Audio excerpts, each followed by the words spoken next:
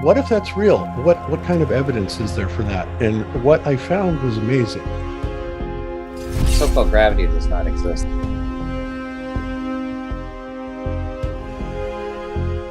Flat Earth isn't a disk floating in space. This is mixing the two models. This is ridiculous, right? But you ask anybody that's a glober, they're like, oh, what, are we the only flat planet? Are the other planets flat? We don't believe any of that.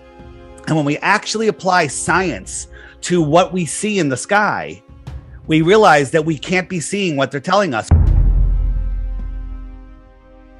Every branch of science, too, throughout all of history, has always thought that their crap was 100% right, and they've always been proven wrong, depending on the time period, archaic, so on and so forth.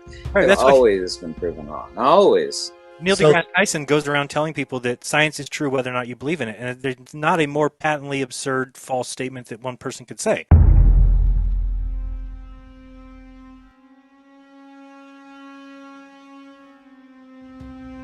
What if that's real? What kind of evidence is there for that? And what I found was amazing.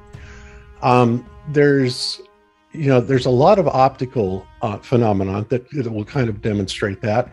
The fact that, we are able to sit inside of a 14.7 or 760 torr atmosphere next to a 10 to the negative 17th vacuum without blowing the atmosphere off into space. And, they say, well, gravity takes care of that. It's like gravity's way too weak to take care of that.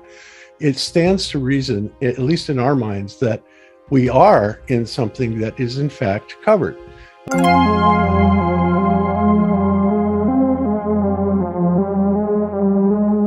People say, well, what difference does it make? I still have to go to work. Well, that's how they got us. In school, they tell us that we only use 10% of our brains. Well, that's the objective of school, is to shut down the 90%, the creativity, the connection to nature, the connection to source, or whatever you want to call it. They don't want us using that. They don't want us doing vortex mathematics and sacred geometry. They don't want us expanding our minds and using our imagination, because that could challenge their authority. So they put us into the 10% slave mentality, and they have us spinning out of control where an asteroid is going to take us out. That's not going to happen. We're running out of water. There's infinite water. We're running out of food. That's ridiculous. We're overpopulated. Biggest joke in the world.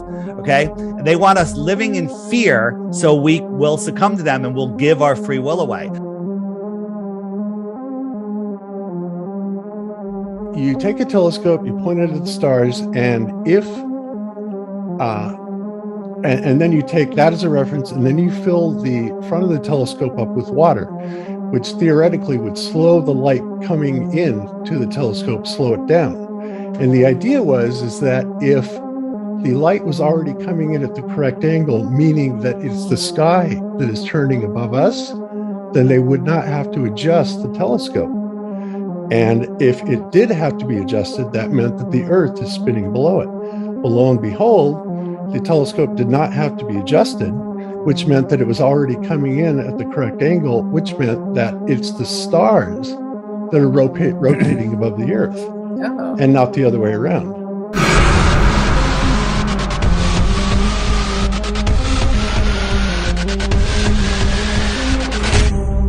Basically, we live on the dielectric inertial plane of the Earth.